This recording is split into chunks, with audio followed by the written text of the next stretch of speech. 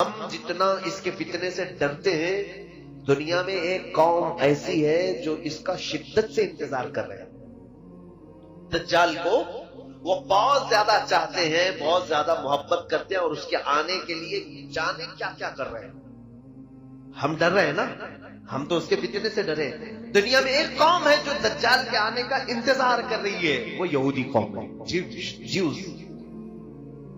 Jews جو ہیں، یہودی اسرائیلی۔ میں اس کو کھل کر کے بول رہا ہوں۔ ایک بات مجھے معلوم ہے، میرے استاد مصر میں انہوں نے بتایا بھی تھا کہ یہودی اس وقت دنیا میں اتنے منصوبے بناتے ہیں، اور ان کے خلاف جو بولتا ہے اس کو یا تو مار ڈالتے ہیں، یا اس کے خلاف ایسی سازشیں رچتے ہیں کہ وہ بند ہو جائے، قید ہو جائے، یا تو پھر اسے خرید لیتے ہیں۔ یہ تو میں تقریباً 10 سال سے بول رہا ہوں۔ مجھے اس بات کا خوف نہیں ہے۔ جس وقت تک اللہ نے زبان رکھی ہے، میں امت محمدیہ کو حضور کی امانت سپرد کر کے رہوں گا۔ جب اللہ کا منظور ہو وہ میری زبان بند کرا دے، اور رب تبارک و تعالیٰ کے چاہے بغیر کچھ نہیں ہوتا۔ اس بات کو سن کر کے چلیں۔ اگر کسی کو سننے میں اور محفل میں بیٹھنے سے ڈر لگتا ہے کہ یہ کوئی ہاٹ ہارر ٹاپک ہے، تو خدا حافظ کہہ سکتے ہیں، اپنے بستر پہ جا بھی سکتے ہیں۔ میری طرف سے کوئی زور زبردستی نہیں ہے بیٹھنے کی، لیکن اگر کسی کو کچھ نالج لینا ہے تو بیٹھ سکتے ہیں۔ دجال کے متعلق سب سے زیادہ اگر کسی کو انتظار ہے تو یہودیوں کا، اسرائیل کو۔ اب ان کی کتابوں میں ان کے بڑے لوگوں نے لکھا ہے کہ دجال اس وقت تک نہیں آئے گا جب تک اسلام اور مسلمانوں کو رسول سے دور نہیں کر دیا جائے گا۔ سب سے اہم چیز ہے یہ۔ ان کو کیا چاہیے؟ دجال چاہیے۔ اور دجال کے آنے کے لیے دروازہ کیا ہے؟ پوری دنیا کے مسلمان اپنے نبی سے دور ہوں، کیونکہ دجال نے بھی اس حدیث میں نے بتایا نا، پوچھا نا تمیم داری سے کہ وہ آخری نبی آ گئے، تو انہوں نے کہا آ گئے۔ اس نے پوچھا کیا ان کی امت ان کی اطاعت کر رہی ہے؟ تو انہوں نے کہا اطاعت کر رہی ہے۔ تو دجال نے کیا کہا؟ ابھی میرے آنے کا وقت نہیں۔ اب ان کو دجال چاہیے، کیوں؟ یہ کہتے ہیں ہمارا وہ مسیحا ہے۔ دجال کے آنے کے لیے روزانہ صبح اور شام میں دعائیں ہوتی ہیں اسرائیل میں، روزانہ دعائیں ہوتی ہیں، اور وہ اس لیے دعا کرتے ہیں کہ وہ ہمارا مسیحا ہے، ہمیں تکلیفوں سے نجات دے گا، ہماری پوری دنیا میں حکومت قائم کرے گا، ہمیں موت سے بھی بچائے گا۔ ایک بات یہ بھی یاد رکھ لیں کہ دنیا میں سب سے زیادہ موت سے ڈرنے والی قوم یہودی، وہ مرنا نہیں چاہتے کوئی بھی، وہ موت سے بہت ڈرتے ہیں۔ اسی لیے ان کا آپس میں جو ایک دوسرے کو سلام بھی جو کرتے ہیں، ہم السلام علیکم کہتے ہیں، ان کا سلام ہے ذی 1000 سال۔ فارسی میں یہ ہے ذی 1000 سال، تفسیر میں لکھا ہوا ہے یہودی آپس میں ایک دوسرے کو سلام بھی کرتے ہیں تو یوں کہتے ہیں جیو 1000 سال، جیو 1000 سال۔ قرآن میں پہلے پارے میں اللہ نے فرمایا ہے لو یعمر 1000 سنۃ وما هو بمزحزحہ، یعنی اگر ان کو 1000 سال کی عمر بھی دے دی جائے تب بھی وہ مرنا پسند نہیں کرتے۔ اور اللہ تعالیٰ نے ان کے رد میں جتنی آیتیں نازل فرمائی، یہ کہتے ہیں ہم اللہ کے بیٹے ہیں، ہم اللہ کے محبوب ہیں۔ پوری دنیا کیچڑ سے بنائی گئی ہے اور ہم کو جنت کی مٹی سے بنایا گیا ہے۔ پوری دنیا کو جانوروں کے پخانے سے زیادہ گندی چیز سے بنایا گیا ہے، اور ہم شعب اللہ المختار، اللہ کی پسندیدہ قوم۔ کون کہتا ہے؟ یہود، جیوز۔ یہ مٹھی بھر قوم ہے۔ انہوں نے جو عقیدے بنا رکھے ہیں وہ یہ ہے کہ دنیا کی سب سے افضل ترین قوم ہم ہیں، ہمارا ہی حق ہے دنیا میں، ہر چیز پر ہمارا قابو ہونا چاہیے، اقتدار ہمارا ہونا چاہیے۔ یہ قوم ایسی ہے، یہ پوری دنیا میں کہتے تھے وقالت الیہود نحن ابناء اللہ واحباؤہ۔ قرآن میں اللہ نے فرمایا، یہ کہتے ہیں ہم اللہ کے بیٹے ہیں، ہم اللہ کے محبوب لوگ ہیں، سب سے زیادہ پیارے ہیں۔ تو اللہ نے ان کے رد میں آیت نازل فرمائی، جانتے ہیں اے محبوب ان کو کہہ دو، جو محبوب ہوتا ہے وہ محب سے ملنا چاہتا ہے کہ نہیں چاہتا؟ ملنا چاہتا ہے کہ نہیں؟ یہ کہہ رہے ہم اللہ کے محبوب ہیں، تو ان سے کہہ دے ذرا موت کی تمنا کریں تاکہ تمہارے محبوب سے مل لوں۔ اور اللہ فرماتا وَلَن يَتَمَنَّوْهُ أَبَدًا، ہرگز یہ تمنا بھی نہیں کریں گے مرنے کی۔ جھوٹ بولتے ہیں۔ اللہ کے تم محبوب ہو تو پھر مرنے کی تمنا کیوں نہیں کرتے؟ جو محبوب ہوتا ہے وہ چاہتا ہے کب میں دنیا سے جاؤں میرے مولا سے ملاقات کروں۔ تو یہاں پر یہ قوم ایسی ہے جو مرنا نہیں چاہتی، جو امپورٹنٹ بات ہے وہ میں آپ کو بتا دوں، بہت زیادہ مسئلہ پھیلانے سے کوئی مطلب نہیں ہوگا، کل خلاصہ ملا کر کے میں آپ کو بتا دوں کہ دنیا میں اتنا اتھل پتھل یہ کیوں مچائیں۔ سب کو اب تقریباً نوجوانوں کو معلوم ہو چکا ہے الومیناتی کیا ہے، فری میسن کیا ہے، اور پھر یہ جتنی ان کی تنظیمیں ہیں، خفیہ تنظیمیں، یہ کیا ہیں۔ سیکریٹ اب تو کچھ نہیں رہ گیا، یہ سب پورا ظاہر ہو گیا۔ ون آئی، یہ ایک آنکھ کی علامت۔ کیا کیا تھا نمرود جو بادشاہ ہے، اس نے ایک بہت بڑا محل بنایا تھا۔ نمرود بھی بہت لمبی عمر تک جیا، بہت بڑی طاقت تھی، وہ خدا کہلاتا تھا اپنے آپ کو، لوگوں سے سجدے کرواتا تھا، لیکن اب اس کو بھی ایک ہی ٹینشن تھا، کیا؟ موت کا۔ مر جاؤں تو سارا خدا ختم، سڑ گیا۔ اس کو بھی موت نہیں چاہیے تھی۔ اس نے کیا سوچا، پوری دنیا پر میرا کنٹرول، پورے دو لوگ میرے سجدہ کر رہے ہیں، تو کیوں نہ میں پوری پبلک کو ملا کر کے فوج بنا لوں اور اس خدا سے لڑ لوں۔ ایک بار ٹرائی کر کے دیکھتے ہیں، اس خدا کو مار کے گرا دیں گے تو پھر اب موت حیات سب ہمارے ہاتھ میں آ جائے گی۔ یہ پلاننگ اس وقت اس نے کیا تھا، یہ ہماری کتابوں میں نہیں ہے لیکن پرانی دوسری مقدسات میں موجود ہے۔ تو اب اس نے ایک بہت بڑا ورلڈ ٹاور بنایا تھا، اس زمانے کا بہت اونچا ایک محل بنایا، عمارت بنایا، اور دنیا بھر کے سارے لوگوں کو ایک جگہ جمع کیا، سب کی زبان ایک بنایا۔ کہا لینگویج الگ الگ نہیں ہونی چاہیے، سب کی ایک ہی زبان، آپس میں سارے لوگ میرے وفادار، اور سب کو ٹریننگ دیا کہ خدا کے ساتھ لڑنا ہے، سب کو خدا کا باغی بنا دیا سب کو، اور سارے جوش میں، اور اتنی بلند عمارت بنائے۔ پوچھا کہ کیوں بنا رہے ہو؟ کہا اس پر چڑھ کر کے آسمانوں میں جاؤں گا، اس سے جنگ کروں گا خدا کو اور اس کو گرا دوں گا۔ میرے پاس پوری دنیا کی پبلک بھی ہے۔ نشے میں چور آدمی کہاں تک سوچتا ہے؟ سیاست بہت گندی چیز ہو جاتی ہے کبھی کبھار، آدمی خدا بننے کی کوشش کر ڈالتا ہے، خدا کو مارنے کی کوشش کرتا ہے، معاذ اللہ رب العالمین۔ تو اس نے یہ پلان بنایا، اور یہ غالباً انجیل میں ہے، بہت پہلے میں نے پڑھا تھا۔ اس نے عمارت بنایا اور اوپر چڑھا بھی، پوری پبلک کو کہا کہ تم میرے ساتھ رہو، سب کی لینگویج ایک ہی، تم میری حمایت کرو، میری فوج میں رہو، اور میں اب خدا سے جنگ کر رہا ہوں۔ ایک بار اگر میں نے اس کو مار دیا تو تم میں سے سب کو میں نے ہمیشہ ہمیشہ کی زندگی دینی ہے، ٹینشن مت لینا۔ کسی کو 2000 سال چاہیے لکھوا لو، میں 2000 سال دے دوں گا، کسی کو 5000 سال چاہیے میں دے دوں گا۔ تو سارے لوگ بہت شوق میں تھے کہ مرنا ہی نہیں ہے، چلو یہ ایک کام کر کے دیکھ لیتے۔ اب جب وہ اوپر چڑھا تو اب دیکھیے مقدسات جو کتابیں ہیں وہ کہتی ہیں اللہ رب العزت نے اپنے فرشتوں میں سے ایک فرشتے کو فرمایا کہ آؤ، میرے بندوں میں سے ایک بندے نے بڑی بلند عمارت بنائی ہے، چلو ذرا دیکھ لیں۔ اللہ رب العزت نے فرمایا اور آسمانوں کی طرف نزول فرمایا، اور اپنے ایک فرشتے کو، اللہ تعالیٰ کے فرشتوں کی تعداد کسی کو نہیں معلوم ہے کتنے لاکھ، کتنے کروڑ، کتنے ارب، بلکہ اندازہ کرنے کے لیے ایک صرف میں حدیث بتا دوں، جب بھی بارش ہوتی ہے نا، حضرت ابن عباس فرماتے ہیں ہر قطرے کو ایک فرشتہ زمین پر رکھ کر جاتا ہے، اوپر سے برسایا نہیں جاتا، ایک ایک قطرے کو ایک ایک فرشتہ زمین پر رکھ کر جاتا ہے۔ بارش کے قطرے نہیں گن سکتے تو فرشتوں کو کہاں گن سکتے؟ تو اتنے لاتعداد فرشتے ہیں، اس میں سے صرف ایک ہی فرشتے کو اللہ نے فرمایا تم جاؤ ذرا نیچے اپنے پر ہلاؤ۔ وہ فرشتہ نیچے آیا، جبرائیل کو نہیں بھیجا، میکائیل کو نہیں، اسرائیل کو نہیں، بڑے بڑے مقام والے فرشتے، ایک فرشتے کو بھیجا، اور وہ فرشتہ نیچے زمین پر آیا۔ اس نے صرف اپنے پر ہلایا تھا کہ یہ پوری دنیا غرق ہو گئی، اس کا سارا محل ڈھہ گیا، نمرود تباہ ہو گیا۔ اور اس کے بعد پھر یہ جتنے لوگ بچے تھے، کچھ اکثر تو مر گئے، جتنے بچے تھے اللہ نے فرمایا ان کی سب کی زبان کو الگ کر دو، سب کی زبان ڈیوائیڈ کر دی، اس کی زبان الگ، اس کی زبان الگ، اس کی زبان الگ۔ یہ بھی اللہ کی حکمتوں میں سے ہے کہ یہ پھر ایسی پلاننگ کرنے کے لیے سب جمع نہ ہو سکے، الگ الگ کر دی گئی۔ یہ دوسری کتابوں میں موجود ہے، تو یہ پلاننگ ان کے دماغ میں آج بھی چل رہی ہے۔ فلاپ تو ہوا تھا آئیڈیا پرانے زمانے کا، اب جو اسرائیل ہے، یہودی ہے، اور اسی مقدس کتاب میں یہ بھی لکھا گیا ہے کہ اے لوگوں دیکھنا قیامت کے قریب ایک بار اور اس طرح کی کوشش کی جائے گی۔ اب بات سمجھ میں آئی آپ کے؟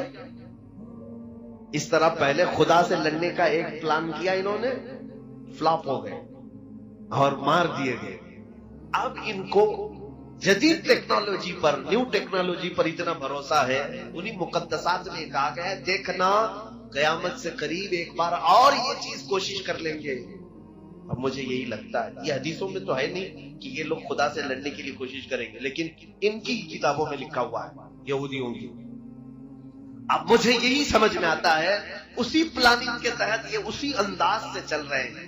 ان کو ایک مسیحا چاہیے ہے، وہ دجال ہے جو خدا کا دشمن ہے، اور انہیں معلوم ہے دجال کا پاور کیا ہے. 40 دن میں پوری دنیا میں گھومے گا، لوگوں کو آسمان سے بارش برسا کے دکھائے گا، زمین سے سبزے اگا کر کے دکھائے گا. ان کو ایک ایسا پاورفل آدمی چاہیے جو خدا سے لڑ سکے، اس لیے وہ انتظار کر رہے ہیں. دوسرے ان کو کیا چاہیے؟ پوری دنیا کی لینگویج ایک ہونی چاہیے. تو یہ گلوبل لینگویج کے طور پر انگلش کو مشہور کر بھی رہے ہیں کہ سب کی کنیکٹ کرنے والی، سب کو کنیکٹ کرنے والی زبان انگلش ہونی چاہیے. سب کی کرنسی ایک بنانا چاہتے ہیں، اور آج تقریباً یہ کر بھی چکے. ڈالر پوری دنیا کی کرنسی بنتی جا رہی ہے. تقریباً ہر ملک اپنی ٹریڈنگ ڈالر میں کرنا چاہتا ہے. پوری دنیا کی ایک کرنسی ہو، ایک لینگویج ہو. اور آپ دیکھنا اکثر ان کے جتنے بڑے پریزیڈنٹ ہوں یا جو سٹارز ہیں، وہ اپنے بیانوں کے بیچ میں ون ورلڈ آرڈر یہ بات کہہ جاتے ہیں. نوجوان طبقہ اس کو نوٹ کر لیں، one world order. One world order کا مطلب یہ ہوتا ہے ایک دنیا ایک حکم پر چلے. الگ الگ کنٹری نہیں چاہیے، الگ الگ سیاست نہیں چاہیے. پوری دنیا ایک ہی حکومت پر، ایک ہی آرڈر پر چلے. یہ ان کا پلان. کیوں میاں، کیوں پوری دنیا کو ون ورلڈ آرڈر میں ڈال رہے ہیں آپ؟ وہی پلاننگ جو نمرود کر چکا تھا کہ خدا سے لڑنا ہے، پوری دنیا کو پھر سے جمع کرو، ساری ٹیکنالوجی جمع کرو. اسی لیے یہ اسپیس میں بھی بھیج رہے ہیں کہ جا کے دیکھ کر کیا ہے، سب تصویریں لے کے آئے کہاں خدا بیٹھتا ہے. معاذ اللہ رب العالمین. میرے عزیزوں، میں ان ترقیات کے خلاف نہیں ہوں، اسپیس کے خلاف نہیں ہوں. میں چاند کے بارے میں گفتگو نہیں کر رہا ہوں، لیکن بعض محققین نے کہا کچھ لوگوں کی شرارت یہ ہے جیوز میں سے جو ہر نئی ٹیکنالوجی کو خدا کے خلاف سوچتے ہیں. یہودیوں میں بھی، آج میں پورے یہودیوں کی بات نہیں کر رہا، بہت سارے یہودی وہ ہیں جو ان شرارتوں کو بالکل پسند نہیں کرتے. وہ تورات انجیل پر یقین رکھتے ہیں، ایمان رکھتے ہیں. عیسائیوں میں بھی سارے نہیں ہیں، وہ بھی اپنی مقدسات پر ایمان رکھتے ہیں. لیکن کچھ ایسے ہیں جن کو عباد الشیطان کہا جاتا ہے. یہودیوں میں ایک تنظیم ایسی نکلی جو ڈیول ورشپرز ہیں، یعنی شیطان کی عبادت کرتے ہیں، پوجا کرتے ہیں. یہ ان کا پورا کیا ہوا ہے، پوری دنیا کو بدلا ہوا. اب سنیے، اب یہ پوری دنیا میں کیا ہنگامہ مچا رہے ہیں، کیا ہنگامہ مچائے جائے. میں باخبر ضرور کرنا چاہوں گا ہر بچے کو، ہر جوان کو. میں نے مصر میں ایک کتاب پڑھی تھی، تقریباً وہ 150 سال پہلے کی ایک میٹنگ ہوئی تھی. حاخام کہتے ہیں یہودیوں، حاخام. یہ یہودیوں کے بڑے حکیم جو ہوتے ہیں ان کو حاخام کہتے ہیں. انہوں نے ایک میٹنگ لی اور اپنے حکیم سے یہودیوں نے پوچھا کہ ہم لڑکیوں کو ننگا تو کرنے کی پوری کوشش کرتے ہیں، لیکن مسلمان لڑکیاں ننگی نہیں ہوتی جلدی، یہ جلدی اپنا لباس اتار کر کے باہر آتی نہیں. ہم نے تقریباً دنیا کو ننگا کرنے کی کوشش کرتا ہے. تو اس حکیم نے 150 سال پہلے کی بات بتا رہا ہوں، کیا مشورہ دیا جانتے ہیں؟ اس نے کہا تھا کہ لوگوں، تمہیں فطرت معلوم نہیں انسان کی. عورتوں کی فطرت یہ ہے کہ بچپن میں ان کو جیسا پہنایا جاتا ہے جوانی میں ویسی ہی پہنتی. اگر کوئی بچی بچپن سے دوپٹہ پہنتی ہو اور فل کپڑے پہنتی ہو، اچانک 16 سال کی عمر میں اس بچی کو آپ آدھے کپڑے پہننے کے لیے کہیں، نہیں پہن پائے. شرم و حیا زیادہ ہوتی. آپ ہی کی بات لے لیں، ابھی آپ پینٹ شرٹ پہن رہے ہیں، فل کپڑے پہن رہے ہیں، اچانک آپ کو کہتے ہیں چڈی پہنو اور ہاف بنیان پہن کے باہر آؤ، شرم لگے گی کہ نہیں لگے گی؟ حیا مانے ہونے. جو فل کپڑے پہنتا ہے وہ ہاف کپڑے میں جلدی نہیں آتا. ہاں، جس کی بچپن سے ہی ہاف کپڑے میں رکھ دیا جائے، وہ 16 سال کیا، 20 سال کیا، 40 سال کیا، وہ ننگا گھومنے میں اسے کبھی شرم نہیں آتی. اس یہودی حکیم نے کہا، اے لوگوں، مسلمان بچیاں اس لیے ننگی نہیں ہو پا رہی آج تک ہمارے پلان کے مطابق کہ ان کے گھروں میں ان کے ماں باپ ان کو فل کپڑے پہنا کر کے رکھتے ہیں، بچیوں کو دوپٹے اڑواتے ہیں، اسکارف پہناتے ہیں، جس کی وجہ سے 16 سال کی عمر میں ان پر تم محنت کرتے ہو، یہ ننگی نہیں ہو پاتی۔ کہا کیا کریں؟ اس یہودی عالم نے کہا ان کی بچیوں کے کپڑے ہاتھ بنانا شروع کرو، بچیوں کے اوپر محنت کرو، بڑی عورتوں پر نہیں، 16 سال 17 سال کی عمر کی بچیوں پر نہیں، چھوٹی بچیوں پر محنت کرو۔ میں نے یہ ایک عبارت پڑھی تھی، اس کے بعد آج تک میں دیکھ رہا ہوں مارکیٹ میں جب ہم لباس خریدنے کے لیے جاتے ہیں اپنی چھوٹی بچیوں کے، بہت کم ایسا لباس ملتا ہے جس میں فل سلیوز ہوتے ہیں، ہاف کپڑے کے بچیوں کو ہم سب پہنا رہے کہ نہیں پہنا رہے؟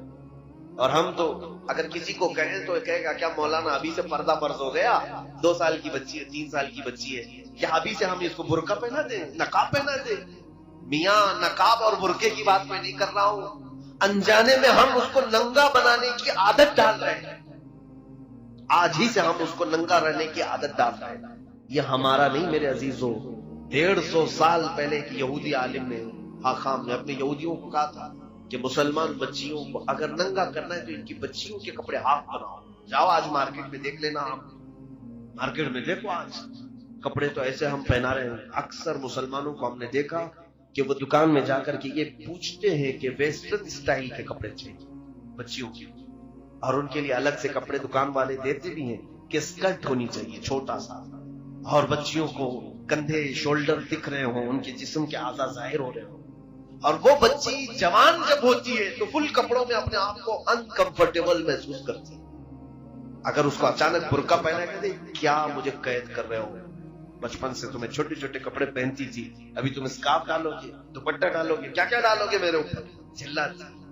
اور ان بچیوں کو ہم نے دیکھا ہے جن کی بچپن سے ہم نے تربیت اچھے ماحول میں رکھی، وہ بڑی ہونے کے وقت میاں ایسا ہے کہ وہ دوپٹے اپنے پورے جسموں پر ڈال کر کے رکھتی، صرف سر پر نہیں بلکہ کوئی حصہ ان کا جھلکنے نہیں دیتی، وہ حیا بہت زیادہ ہوتی۔ اس پلان کے ہم شکار ہو گئے، ہمارے لباس میں بے ترتیبی جو آئی ہے یہی دجالی منصوبوں کے تحت ہوا ہے۔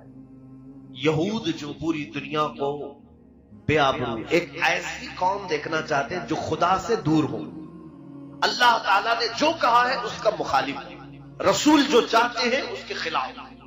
اس مشن کے تحت ایک دو نہیں میرے عزیزوں، ہزاروں کام ہو گئے، گنانے کے لیے میرے پاس اتنا وقت نہیں ہے۔ شارٹ میں چلوں، اگر کپڑوں کو دیکھا جائے تو ہمارے کپڑے چھین لیے گئے، لباس بدل دیا گیا۔ ہر نوجوان بچہ آج ہمارا یہ چاہتا ہے کہ مجھے ویسٹرن سٹائل کے کپڑے چاہیے، ہیئر سٹائل مجھے کسی ایکٹر کا چاہیے، لڑکیاں چاہتی ہیں کہ وہ ہیروئن بن جائے، ایکٹریس کے لباس چاہیے، ایکٹریس کے ہمیں جانتے ہو یہ پورے ایکٹر اور ایکٹریس پر لاکھوں ڈالر کی لاگت پہ خرچ کیا جاتا ہے۔ کون خرچہ کرتا ہے؟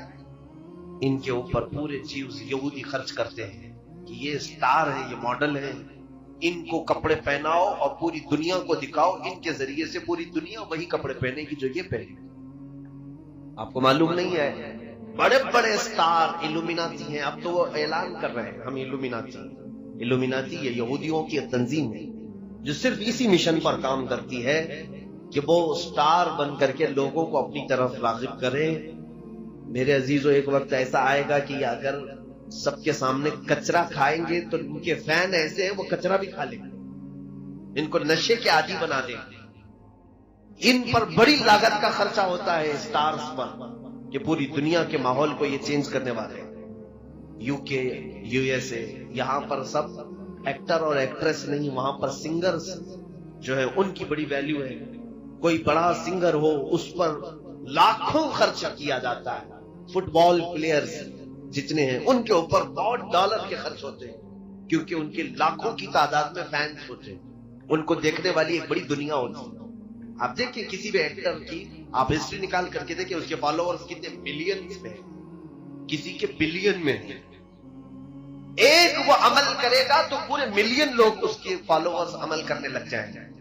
یہودیوں نے بہت آسانی سے اپنے معاملات دوسروں تک پہنچانے کے لیے پوری دنیا کے کریم طبقے کو چوائس کیا ہے۔ یہ تھے لباس کی بات، اور جب انہوں نے یہ پڑھا ہے حدیثوں میں، ایک بات یاد رکھیں کہ ہم سے زیادہ حدیثیں وہ پڑھتے ہیں۔ یہ قرآن کے حافظ ہوتے ہیں، محدث بھی ہوتے ہیں، مفسر بھی ہوتے ہیں۔ آج مصر میں کتنے تو ایسے ہیں جن کو مستشرق کہا جاتا ہے، یعنی اورینٹلائز. یہ لوگ یہودی ہیں اور اسلامی تعلیمات کے ماہر ہوتے ہیں. یونیورسٹی میں پڑھا رہا ہے، کائرو یونیورسٹی میں میری خود ملاقات تھی ایک ڈاکٹر سے جو اسلامی شریعت کی کتابیں پڑھاتا ہے، یہودی عالم، کہ ہم سے زیادہ پڑھتے ہیں. جب انہوں نے یہ پڑھا کہ مسلمان سب سے زیادہ ان کا لگاؤ اللہ اس کے رسول سے ہے، کم ہونے کے لیے مین چیز کیا ہے تو رزق ہے. ہمارا سارا معاملہ رزق پر چلتا ہے. اگر رزق اچھا ہے تو دعائیں بھی پہنچتی ہیں، عبادتیں بھی پہنچتی ہیں، اور رزق خراب ہو گیا تو سارا ہمارا کنیکشن کٹ گیا، ختم ہو گیا. ہماری دعائیں اجابت سے نہیں ٹکراتی، ہماری عبادتیں قبول نہیں ہوتی.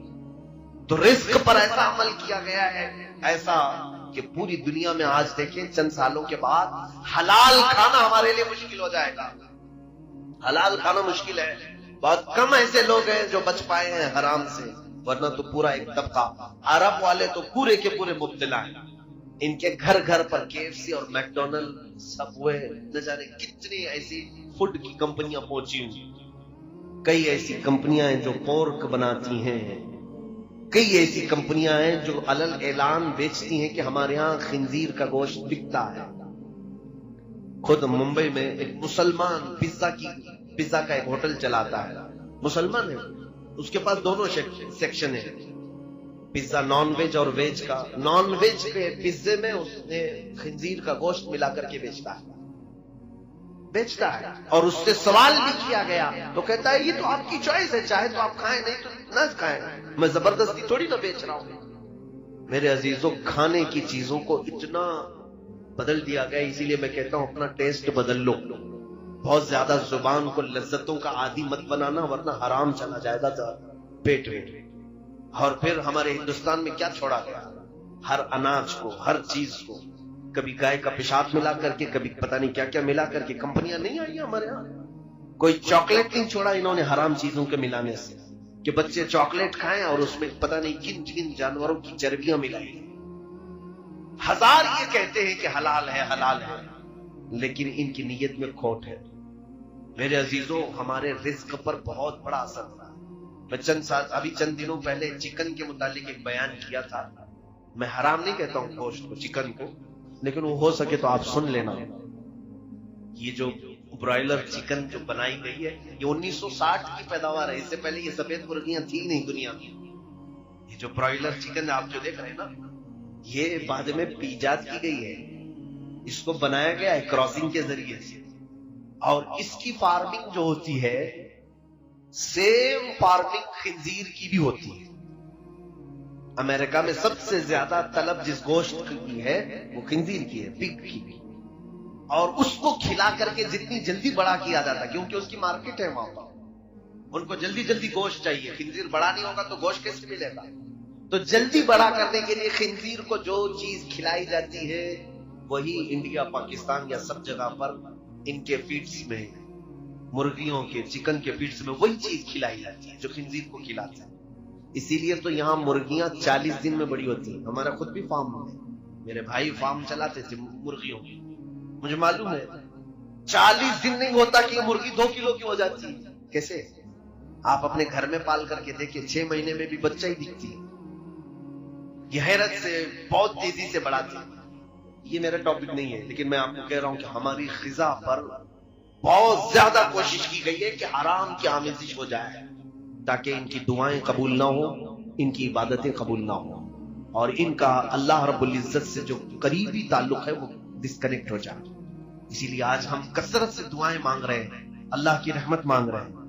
ہمارے ساتھ کیا ہو رہا ہے؟ حضور پاک صلی اللہ تعالی علیہ وسلم نے فرمایا، جب تک تمہارے پیٹ میں حرام لقمہ ہوگا تمہاری کوئی دعا اللہ تک نہیں پہنچتی، کوئی دعا نہیں جائے گی. اور یہ چاہتے ہیں کہ ہمارے جسموں میں حرام لقمے پڑے رہے اور ہم دعا کرتے رہے، ہماری کوئی دعا قبول نہ ہو. کپڑوں کو لے کر کے اور اس کے علاوہ رزق کو لے کر کے. دوائیوں کا معاملہ تو بہت ہی بڑا ڈیفیکلٹ ہے میرے عزیزوں. ایک پورا ڈرگ مافیا ہے پورے ورلڈ میں. انہوں نے دوائیوں کو ایک دھندا اور بزنس بنایا ہوا ہے. میڈیکل لائن ایک ایسی چیز ہے، اس پر ہی مجھے 2 گھنٹے بولنا پڑ جائے گا. یہ پوری دنیا میں جو دوائیاں بنائی جا رہی ہیں. کہاں دوائیاں بنتی ہیں ذرا تحقیق کر لو. میں بار بار یہی افسوس جتاتا ہوں ہمارے بچوں کو گیم کھیلنے سے فرصت نہیں, انٹرنیٹ میں فلمیں اور سیریل اور پتہ نہیں ڈرامے دیکھنے سے فرصت نہیں. کاش یہ کچھ نالج والی باتیں بھی اپنے موبائل سے دیکھ لیتے. قرآن و حدیث مستقبل کے بارے میں کیا بتا رہے ہیں یہ بھی انٹرنیٹ میں بہت ساری چیزیں موجود ہیں. میں خود بھی تو مطالعہ کرتا ہوں, میرا سارا مواد میرے موبائل میں پڑا ہوا ہے. میں کہاں کہاں کتابیں اٹھا کر کے چلوں. تاریخ کی جتنی کتابیں میں نے پڑھی ہیں میرے انٹرنیٹ موبائل سے پڑھی, اکثر کتابیں. یہ ہمارا طبقہ کیوں نہیں پڑھتا آج؟ ہمارے نوجوان جو رات میں گیم کھیلنا شروع کرتے ہیں تو فجر ہو جاتی. کیا اللہ رب العزت کو تمہیں جواب نہیں دینا ہے کہ رات کس کام میں تم نے گزاری ہے؟ میرے عزیزوں وقت بہت ہی تنگ ہمارے اوپر آ رہا ہے. یہ تھی باتیں. ڈرگ مافیا تو ایسی ہے کہ ایک گولی, میرے ان سے بھی بہت گہرے تعلقات ہیں دوائیوں کی کمپنیوں والوں سے. 75 پیسے کی جو گولی بنتی ہے وہ مارکیٹ میں 40 روپے 50 روپے کی بکتی. ایک سٹنٹ جو لگایا جاتا ہے, یعنی بائی پاس سرجری کرنے والے یا پھر انجیوگرافی انجیوپلاسٹی جن کو ہوتی ہے, سٹنٹ لگاتے ہیں, $1 کا ہوتا ہے. $1 تقریباً 70 روپے کا سٹنٹ, اور اس کی قیمت یہاں پر 1 لاکھ 2 لاکھ روپے لی جاتی ہے. خیر یہ تو ان کی تجارت ہے, لیکن جانتے ہیں آپ کئی بیماریاں جان بوجھ کر کے وائرس کے طور پر پھیلائی جاتی ہیں. ہمارے ایک ڈاکٹر شفیق ہیں, ان کی تحقیق ہے, وہ کہتے ہیں کینسر یہ کوئی بیماری ہے نہیں, یہ وائرس ہے جو چھوڑا گیا ہے, اس کا علاج موجود ہے, لیکن چاہتی نہیں پوری ڈرگ مافیا کہ وہ علاج ہو جائے. اگر یہ علاج, بہت چھوٹی چھوٹی پتیاں ہیں, افغانستان کی کچھ پتیوں سے ایک ڈاکٹر صاحب نے علاج بھی کیا کینسر کا. وہ کہتے ہیں ان پتیوں پر اور اس کے جوس پر امریکہ نے پابندی لگا دی کہ لا نہیں سکتے تم. کیوں؟ یہ نہیں چاہتے کہ کینسر والے صحیح ہو جائے. کیوں؟ کینسر جتنا بڑھے گا اتنا مال ڈرگ مافیا کو پہنچے گا, اتنی زیادہ, کروڑوں نہیں اربوں کی تجارت ہے یہ. میرے عزیزوں پوری دنیا میں گولڈ پر قبضہ اگر کسی کا ہے تو انہیں کا ہے. سنا ایک لفظ پر آپ توجہ دیں, آپ کو میں بتاتا ہوں. ان کو کیا کہتے ہیں یہودیوں کو انگلش میں کیا کہتے ہیں معلوم ہوگا نا, جیوز. جیوز. اور دنیا میں آپ دیکھنا سونے کی گولڈ کی جو بھی دکان ہے اس کو کیا کہتے ہیں جیولری. کیا کہتے ہیں جیولری. یہ جیوز کا لفظ جیولری کے اندر ساتھ میں رکھا جاتا ہے. وہ یہ تمہیں احساس دینا چاہتے ہیں کہ سونے پر صرف ہمارا حق ہے, سونے پر صرف ہمارا حق. اور یہ بھی آپ کو میں بتاؤں کہ ان کی پلاننگ کہ پوری دنیا میں سونے اور چاندی کو یہ قبضہ کریں گے اور یہ جو بولیں گے وہ کرنسی چلے گی. آج دیکھیں کرنسی کا معاملہ بڑا ڈیفیکلٹ ہے. مجھے آج اعلیٰ حضرت فاضل بریلوی کی یاد آتی. سرکار امام احمد رضا خان فاضل بریلوی رضی اللہ تعالیٰ عنہ 100 سال پہلے ہی ایک رسالہ لکھا ہے, کفل الفقیہ الفاہم فی احکام القرطاس والدراہم. اس پہلے زمانے میں کرنسی کیا چلتی تھی جانتے ہیں آپ؟ سونے کے سکے چاندی کے سکے.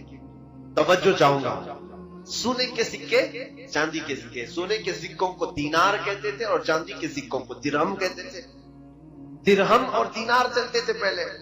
اب سنیے گا, سونے کا ایک سکہ ہے اور چاندی کا ایک سکہ ہے, اس کی اپنی ایک ویلیو ہے کہ نہیں ہے؟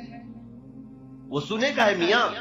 آج اگر ظاہر سی بات ہے کسی بھی سکے پر بادشاہ کی فوٹو ہوگی جو اس وقت بادشاہ چل رہا ہے, چلے بادشاہ ختم ہو گیا دوسرا بادشاہ آ گیا, کیا وہ سکہ بیکار ہو جائے گا؟ سکہ خراب ہو جائے گا؟ نہیں, صرف فوٹو بدلنا ہے. جاؤ میلٹ کرو, سنان کو دو, وہ میلٹ کر کے دوسرا سکہ بنا دے گا, لیکن اس کی ویلیو ہے کہ نہیں؟ چلے حکومت ختم ہو گئی, جو سکے چل رہے تھے چاندی اور سونے کے لے جاؤ سب بیچو. ارے آپ کو تو کلو کے وزن پر قیمت ملے گی. سونے اور چاندی کی ویلیو ہے کہ نہیں؟ یہ یہودیوں نے پوری دنیا سے سونے اور چاندی کے سکوں کو ہٹا دیا اور اس کی جگہ پر کاغذ کے ٹکڑے لائے. کاغذ کے ٹکڑے, پہلے نوٹ تھی نہیں پوری دنیا میں کہیں پر. یہ کاغذ کے ٹکڑوں کو لائے اور اس پر لکھ دیا 1000, تو اب ہم سمجھ رہے ہیں 1000. اس پر لکھ دیا 2000, ہم سمجھ رہے ہیں 2000, جبکہ وہ کاغذ بھی اتنا ہی ہے جتنا نیوز پیپر والا کاغذ ہے. کوئی فرق نہیں ہے پیپر میں. ہاں تھوڑا اچھا کاغذ استعمال کرتے ہو, پرنٹ نکال سکتے ہیں آپ. لیکن وہ کاغذ اس کی ویلیو ہے اپنی. وہ تو ابھی ابھی ہمارے سب کو سمجھ میں آ چکی ہوگی. 2 سال پہلے صاحب نے اعلان کیا تھا رات میں کہ آج سے 9 بجے کے بعد 1000 اور 500 کے نوٹ کی ویلیو ختم. تو دوسرے دن وہ کیا ہو گئے؟ آج اگر آپ کے جیب میں 1000 روپے کی پرانی نوٹ ہو تو آپ کو مجرم سمجھ کے پکڑ کے لے جائیں گے. عزیزو، یہ کرنسی ایسی ہے کہ اس کی اپنی ویلیو نہیں ہے. اگر کسی کے پاس اس زمانے کے، چلیے میں کہتا ہوں 1000 کے نوٹ جمع ہیں، بہت سارے ہیں، بھول گئے تھے آپ چینج کرانا، انہوں نے تو ٹائم بھی دیا تھا 2 مہینے کا، چینج کرا لو، بھول گئے تھے، ابھی کہیں تھیلی سے نکلا. آج کے زمانے میں کہاں لے کے جاؤ گے آپ؟ 1000 کے نوٹ ہیں، کہاں لے کے جاؤ گے؟ RBI بھی نہیں لے رہی ہے. ابھی کسی بینک میں جاؤ گے، میرے 1000 کے پرانے نوٹ بدل کے اب 2000 میں دے دو، کہا وہ دروازہ بند ہو گیا. کہا کیا کرے؟ تو بینک کہے کہ جاؤ کسی بنیا کو دے دو، پڑیا بنائے گا، شکر ڈال کے بیچے گا. اس کے علاوہ تو ان نوٹوں کا کچھ کام نہیں. یا تو آپ کلو کے حساب میں بیچ کے چلے جاؤ. لیکن سونے اور چاندی کی کرنسی کے ساتھ ایسا ہو سکتا ہے؟ اسی لیے سونے اور چاندی کی کرنسی کو پوری دنیا سے ہٹا دیا گیا. یہ چاہتے ہیں کہ کرنسی صرف اور صرف نوٹ کی چلے. اب اور آگے سنیے، اب آگے کا پلان یہ ہے کہ کرنسی یہ بھی ہٹا لی جائے گی، کیش لیس کر دیا جائے گا آپ کو، اور آپ کے ہاتھوں میں اب نوٹ بھی نہیں ہوں گے. لیکن اب ڈیجیٹل انڈیا کا نعرہ لگتا ہے کہ نہیں لگتا؟ آپ کے پاس پے ٹی ایم ہو، ATM ہو، موبائل سے آن لائن آپ پے کر دیجیے. آن لائن سسٹم چل رہا ہے کہ نہیں؟ اب کوئی بھی پیسے بہت زیادہ لاکھوں کے جیب میں لے کے نہیں گھومتا، بلکہ اب آن لائن ٹرانزیکشن زیادہ ہے تو کوئی موبائل سے کر دیا یا پھر ATM سے کر دیا. اس سے بھی آگے کی بات سنیے آپ، اس سے بھی آگے کی بات. یہاں کوئی بٹ کوئن والے لوگ ہیں کیا؟ بٹ کوئن اگر ہے تو توبہ کر لیں، اس سے باز آ جائے. بٹ کوئن ایک کرنسی ہے جس کو آج تک کسی نے نہیں دیکھا، لیکن اس وقت بہت زیادہ وہ خریدی جا رہی ہے.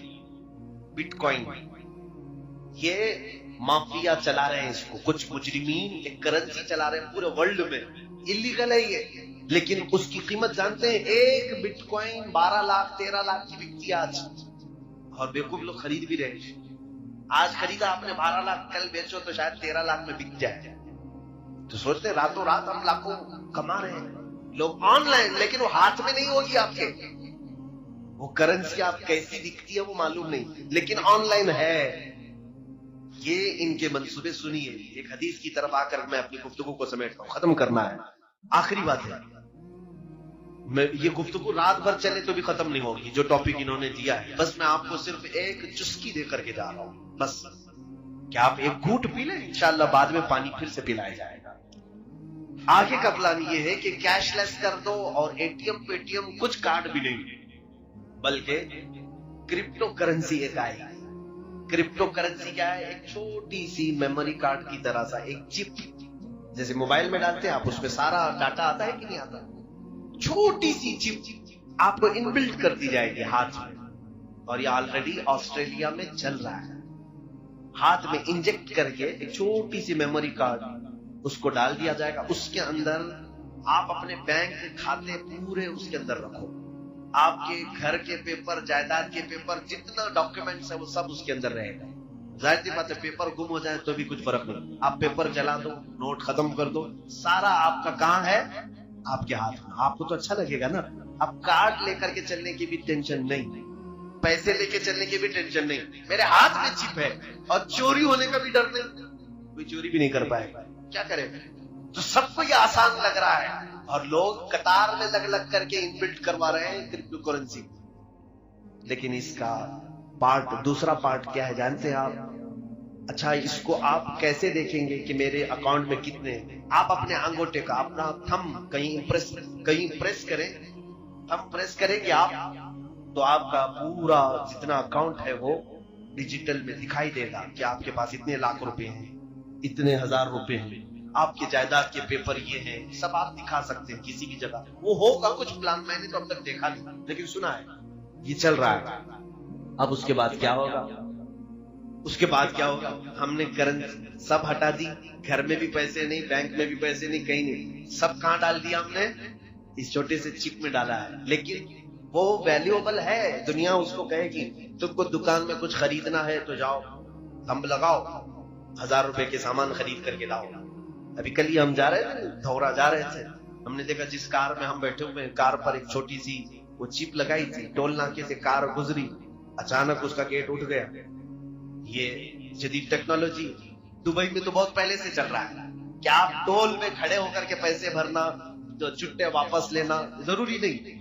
3 مہینے بھر کا شاید ریفل ہوتا ہے, ایک چھوٹی سی چپ دیتے ہی کار کے سامنے والے گلاس پر آپ لگائیں, جب بھی آپ کو ٹول کے اندر سے جانا ہے اور اچانک گیٹ اٹھ جائیں گے, واپس آنا ہے, دن میں گھومتے رہو. یہ آپ کی بریلی میں کل میں نے دیکھا ہے کہ نہیں ہے, چپ لگ رہی. تو اس کا مطلب ہوا جو ٹول لینے والے تھے ان کی سب چھٹی ہو گئی, پیسے لینے والے بھی نہیں, دینے والے بھی نہیں, سب پیسہ اس چپ میں آیا. اچھا, یہی سسٹم ہمارے ہاتھ میں آ جائے تو آپ کو سمجھے گا اور اچھا ہے. جہاں جہاں پیٹرول ڈالنا ہے ہم ہاتھ کو لگا دیں گے, پیٹرول آ جائے گا. ڈاکٹر کو پیسے دینا ہے وہاں پر بھی ہم اپنا تھم پریس کر دیں گے, اس کو جتنی بل ہے اس میں سے نکل کے چلی جائے گی. آسان آسان, یہ جو میں بتا رہے ہیں آسان. جب تم سب آسانی میں آ جاؤ گے, پوچھو آپ مجھ سے کہ حضرت یہ چلتا کس سے ہے؟ ظاہر سی بات ہے, چپ میرے اندر پڑی ہوئی ہے, میں پریس کرتا ہوں, میرا اکاؤنٹ کیسے دکھے گا, کیسے دکھے گا؟ میں یہی کہوں گا کہ یہ سارا انٹرنیٹ سے چلے گا. کیسے چلے گا؟ انٹرنیٹ سے چلے گا. اے میرے عزیز, تمہیں یہی ہوش سنبھالنا چاہیے. دوسرا سوال تم یہی کرو کہ اگر انٹرنیٹ بند ہو گیا تو کیا ہوگا؟ اور انٹرنیٹ نہ میرے ہاتھ میں نہ تمہارے ہاتھ میں, سارا ان کے ہاتھ میں. انٹرنیٹ یہ جس وقت چاہے بند کر دے. جس وقت انٹرنیٹ بند ہوا وہ تمہاری چپ تو وہیں پڑی ہوئی ہے. سامان والے کے پاس جاؤ گے, انگلی کستے رہو, کچھ نہیں نظر آئے گا, کیونکہ انٹرنیٹ سے چلتا ہے. آج بھی آن لائن ٹرانزیکشن کا جو نقصان کشمیر میں ہوا, ان کشمیریوں سے پوچھو. 1 مہینے تک ان کا نیٹ بند رکھا گیا تو ان کے ٹرانزیکشن سب پورے کے پورے وہی سے ٹھپ پڑ گئے. جو آن لائن کرتے تھے کاروبار, ان کا سب ٹھپ پڑا ہوا ہے, کیونکہ نیٹ ہی نہیں چل رہا ہے. تو کیسے کریں گے؟ پیسہ تو اکاؤنٹ میں ہے لیکن وہ دیکھ نہیں سکتے. میرے موبائل میں ایپ ہے, ایپلیکیشن بینک کا, میں ڈائریکٹ کھول کر کے دیکھ سکتا ہوں کہ میرے اکاؤنٹ میں کتنے پیسے ہیں. لیکن میرے عزیزوں, کب دیکھ سکتا ہوں؟ جب میرے موبائل میں انٹرنیٹ اوپن ہے. تو اگر انٹرنیٹ بند ہے تو میں موبائل لے کر کے دن بھر پھروں, مجھے پتا نہیں ہوگا میرے بینک میں کتنے پیسے ہیں. صحیح بات ہے کہ نہیں ہے؟ تو آپ کو ڈیجیٹل لائف میں لایا جائے گا, اور کرپٹو کرنسی کے نام پر ایک وقت ایسا آئے گا, وہ حدیث کی طرف میں لے چلتا ہوں. میرے آقا صلی اللہ علیہ وسلم نے فرمایا کہ میری امت پر ایک وقت ایسا آئے گا کہ لوگ قحط میں پڑ جائیں گے, بھوک مری کے شکار ہو جائیں گے, یہاں تک کہ وہ غریبی اور مفلسی میں ایک دوسرے کا گوشت کھانے کی کوشش کریں گے, ایک دوسرے کا خون پینے کی کوشش کریں گے. کیسے؟ یہ وقت آئے گا جب آپ خرید نہیں سکتے, بیچ نہیں سکتے, کچھ نہیں کر سکتے. گھر میں بھوکا تو نہیں مرے گا آدمی, ساری چیزیں ختم کر دی جائیں گی. تب پھر آدمی ایک دوسرے پر جھپٹ پڑے گا, قتل کرنے کی کوشش کرے گا, انسان کا گوشت کھانے کی کوشش کرے گا. ان تمام چیزوں کی طرف اگر کوئی لانے کی کوشش کر رہا ہے تو یہی دجالی جو تنظیمیں ہیں. میرے عزیزوں, یہ ٹاپک چھوٹا نہیں ہے, بہت طویل ہے. پھر کسی دوسرے وقت پر میں ضرور حاضر ہو کر عرض کرنے کی کوشش کروں گا. جو کچھ بیان ہوا وہ آغاز باب تھا, آج یہ کہنا مناسب ہوگا. جو کچھ بھی بیان ہوا وہ آغاز باب تھا, لیکن میں انٹلیکچوئل طبقے کو یہ ضرور کہنا چاہوں گا, تم الرٹ رہو, تم حدیثوں کو پڑھو. اللہ کے نبی صلی اللہ تعالی علیہ وسلم نے ہر بڑے حادثے سے تمہیں پہلے ہی بتا دیا ہے کہ کیا ہونا ہے, لیکن صرف حادثے نہیں بتائے کہ قیامت آ جائے گی, دجال آ جائے گا, یاجوج ماجوج آ جائیں گے, بلکہ حدیثوں میں تم یہ پڑھو حضور نے ان سے بچنے کے طریقے بھی بتائے.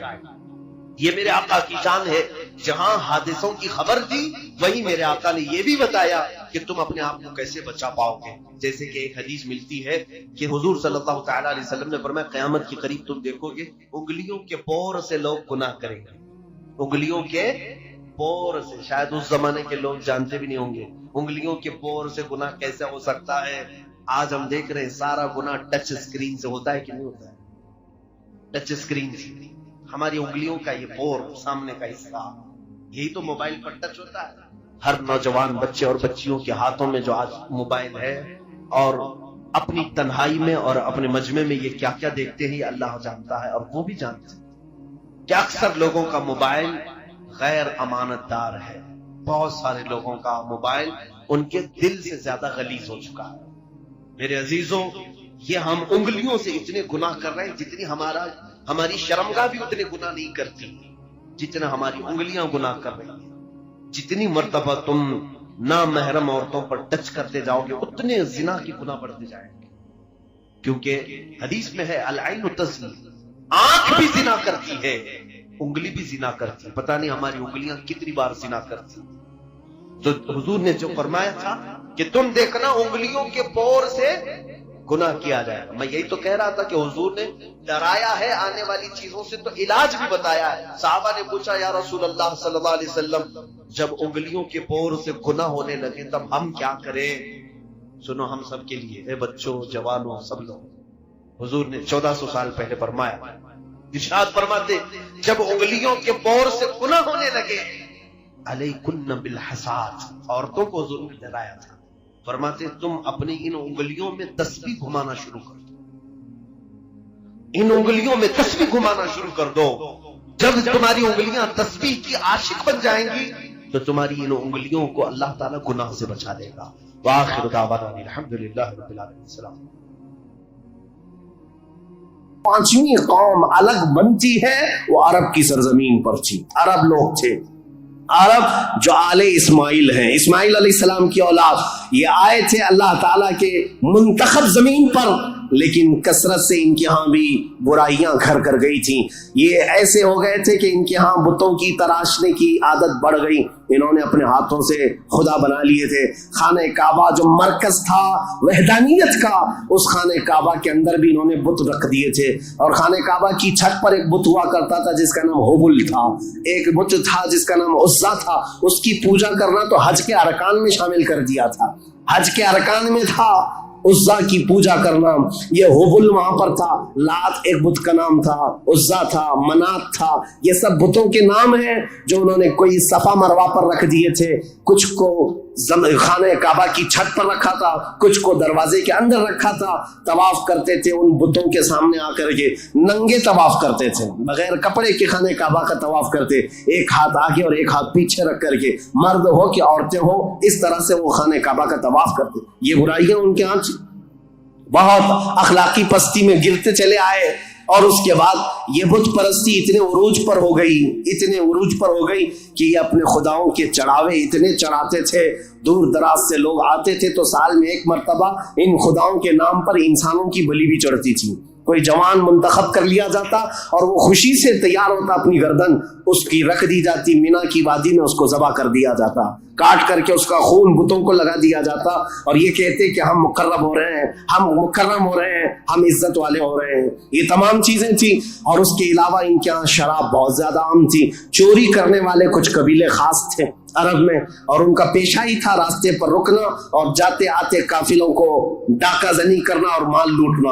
اور اس کے علاوہ عورتوں کے لیے ان کے ہاں بھی اچھے حالات نہیں تھے، عورتوں کو تو مشین سمجھتے تھے، شادی کا کوئی ایک سسٹم نہیں تھا، کوئی مرد چاہے تو 100 رکھ لے، کوئی 50 رکھ لے، کوئی 60 رکھ لے، نہ شادی کا کوئی سسٹم ہے، جتنی عورتیں چاہے وہ رکھ سکتا تھا۔ اور پھر اس کے علاوہ عورتوں کے ساتھ سارا سلوک تو تھا ہی، لیکن وہ ایسے بدبخت تھے کہ بیٹی کے پیدا ہونے پر ناک بھون سکیڑتے تھے، بلکہ کئی ایسے عرب قبیلے تھے جو بیٹی کے پیدا ہوتے ہی اس کی گردن مروڑ کر کے اس کو زندہ دفن کر دیتے تھے۔ یہ عرب کی سرزمین پر پائے جانے والی چیزیں، شراب کو 60 سال 70 سال پرانی شراب جمع کر کے پینے کو فخر محسوس کرتے، اور جوا ایسے کھیلتے حرم کی سرزمین پر جوا کھیلتے، اور بازی میں کیا کیا لگاتے، بازی میں صرف پیسہ نہیں لگاتے، اپنی عورتیں بھی بازی میں ہار دیتے تھے۔ کوئی جوے میں کسی کی عورت جیت لیتا، کسی کی بیٹی جیت لیتا، کوئی کسی کی بہن جیت کر کے آتا۔ یہ قمار بازی، یہ جوا بازی اس قدر عام تھی۔ میں نے دنیا کے یہ سطحی حالات مختصر انداز میں آپ کے سامنے رکھے۔ سیاسی حالات میں اثر و رسوخ 2 طاقتوں کا تھا، پرشین امپائر اور رومن امپائر۔ مذہبی حالات میں الگ الگ تھے، ہندوستان کے حالات کیا تھے، اور پرشیا کے، روما کے، اسرائیل اس وقت تھا نہیں، اگرچہ بیت المقدس ان کے ہاتھ میں نہیں تھا، لیکن یہ جگہ جگہ بکھرے ہوئے لوگ تھے یہودی، ان کے حالات بھی اچھے نہیں تھے، عربوں کے حالات بھی اچھے نہیں تھے۔ یہ اس قدر کفر و شرک کے مینارے بلند تھے اللہ کہنے والی قوم پوری دنیا میں ڈھونڈنے پر بھی کہیں نہیں تھی. ایک خدا کی عبادت کرنے والی مجموعی طور پر کوئی قوم آباد نہیں تھی. ایک قائد کے اندر ایک امام کے پیچھے چلنے والی قوم کہیں نہیں تھی. ہر ایک نے اپنے خدا بنائے. کچھ لیڈروں کی پوجا, کچھ حکمرانوں کی عبادت. کچھ جگہ پر ایسے حالات ہندوستان میں تھے کہ اپنے ہی آلہ تناسل کی پوجا کرتے, عورتوں کی شرمگاہوں کی پوجا, مردوں کی شرمگاہوں کی پوجا جو آج تک چلی آ رہی ہے. یہ اس قدر گرے ہوئے حالات تھے کہ چوہے سے لے کر بلی تک, بلی سے لے کر سانپ بچھو تک کوئی خدا ہونے سے بچ نہیں سکا ان کے ہاتھوں میں. سب خدا بنا لیے. ان کثیر گمراہیوں کے حالات میں بتاؤ میرے عزیزو, مشیت ایزدی کو جلال آ ہی گیا. رب ذوالجلال کے رحمت میں جوش تلاطم آ ہی گیا. جب حالات اس قدر دیگر کو خراب تھے تو پھر رب ذوالجلال نے اس زمانہ فطرت کو ختم کرتے ہوئے عیسیٰ علیہ السلام سے جو زمانہ چل رہا تھا 570 سال گزر گئے, اللہ نے کوئی نبی نہیں بھیجا. حالات جب اس قدر خراب ہو گئے, رب ذوالجلال کی مشیت کو, اس کی رحمت کو جوش آیا. پھر مولا نے مکہ مکرمہ کی سرزمین کو منتخب کیا اور پھر اللہ نے اس سرزمین کو منتخب کرتے ہوئے عظیم خاندان قریش کو منتخب کیا. قریش کے خاندان میں سے اللہ نے بنو ہاشم کو منتخب کیا. بنو ہاشم سے عبد المطلب اور عبداللہ کے گھر کو منتخب کیا. عبداللہ کے گھر سے بی بی آمنہ کے وطن کو منتخب کیا. اور پھر رب ذوالجلال نے تاریخ کی ان کالے اندھیروں کو ہمیشہ کو ختم کرنے کے لیے بی بی آمنہ کے وطن سے 12 ربیع الاول کو نور نبوت کو ظہور فرمایا, نور نبوت کو ظاہر فرمایا. تاریخ کا یہ وہ دن ہے جو پوری دنیا کا انقلاب لا چکا تھا. ایسی روشنی لا چکا ہے, ایسی روشنی کہ میں نے تقریر شروع کرنے سے پہلے ہی یہ بات عرض کر دی تھی. 1 ارب نے آدمی کا بول بالا کر دیا, خاک کے ذروں کو ہمدوش ثریا کر دیا. خود نہ تھے جو راہ پر اوروں کے ہادی بن گئے, کیا نظر تھی کہ جس نے مردوں کو مسیحا کر دیا. یہ سارا نور نبوت کا کمال ہے. یہاں سے تاریخ اسلام کی اب باضابطہ شروعات. اس لیے مجھے یہ پس منظر بیان کرنا ضروری تھا, یہ بیک گراؤنڈ بتانا ضروری تھا. سیاسی حالات کیا تھے, مذہبی حالات کیا تھے. اب تھوڑا جغرافیائی حالات بھی میں آپ کو بتا دوں. عرب کی لوکیشن کیا ہے. عرب کا لوکیشن جو ہے وہ دنیا کے بیچوں بیچ واقع ہے. عرب ایسی جگہ پر واقع ہے, اس کا 3 حصہ سمندروں سے ملا ہوا ہے اور 1 حصہ خشکی سے ہے. سمندر بھی بڑے بڑے سمندر اس کو گھیرتے ہیں. ویسٹ کی طرف قلزم سی جس کو کہتے ہیں بحیرہ قلزم یہ آباد ہے, اور میڈیٹرین سی جس کو بحیرہ روم کہا جاتا ہے یا بحر متوسط کہتے ہیں, یہ پورا سمندر عرب سے لگتا ہے. اور اس کے ایسٹ کی طرف, مشرق کی طرف ہند مہاساگر جس کو کہتے ہیں انڈین اوشین, یہ آباد ہے. اور اس کے علاوہ اس کے جنوب کی طرف بھی انڈین اوشین ہے. یہ سمندر پورا گھیرا ہوا ہے عرب. اور جو شمال کا حصہ ہے جو خشکی ہے یہ ملک شام, یمن اور عدن یعنی اردن تک پھیلا ہوا اس کا حصہ ہے. اب اس کی جغرافیائی حالت یہ تھی کہ عرب کے اندر کثرت سے زمین پہاڑیاں رکھتی ہے آج بھی. اگرچہ مکہ میں انہوں نے کھود کھود کر پہاڑیوں کو ختم کیا ہے, لیکن آپ کو ایک سروے کے مطابق میں بتاؤں, آج کے فی الواقع عرب شریف کے اندر 20 لاکھ پہاڑیاں ہیں. 20 لاکھ پہاڑیاں, سلسلہ ہے پہاڑیوں کا, پوری زمین سنگلاخ ہے. پہاڑیاں ایسی نہیں کہ نرم و نازک پہاڑیاں جس پر میوہ اگتے ہوں, بڑے بڑے درخت اگتے ہوں, نہیں, پتھروں کی پہاڑیاں ہیں, کالے کالے پتھر.